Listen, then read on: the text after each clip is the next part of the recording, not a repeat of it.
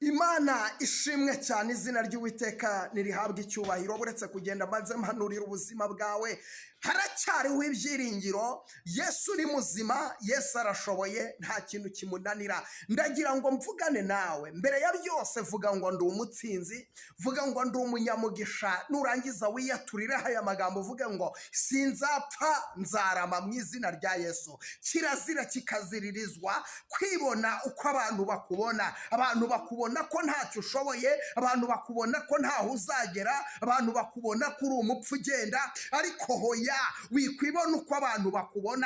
None ndagira ngo uweyaturireho aya magambo. Vuga ngo ndi umutsinzi, uvuga ngo ndi umunyamugisha, uvuga ngo nge ndi umwana w'Imana, kandi umwana w'Imana ntacyo abura, umwana w'Imana ntacyo akena. Hari aho iwanyu batageze ariko wowe ugomba kuhagera. Hari amashuri utize ariko abana bawe bazayiga mu izina rya Yesu.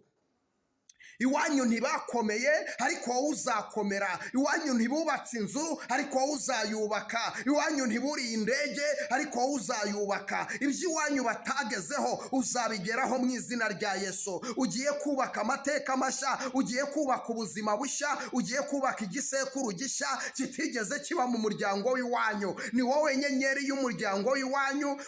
Kuba waramenye Imana byonyine uri umutsinzi. Kuba Imana yarakumenya amazina uri umutsinzi, uri umunyacyubahiro. Ntabwo usanzwe, urakomeye, uri igikomangoma mu bwami bwo kwa Yesu. Wikwitesha agaciro kandi wikwigirira nabi. Yesu yaranesheje, Yesu yaratsinze, Yesu arashoboye, nta kintu kimunanira. Ndagira ngo mvugane nawe. 2025 ni umwaka w'amashimwe ku buzima bwawe, ni umwaka wo kuvuga iby'Imana ikoze. Imana iguha umugisha.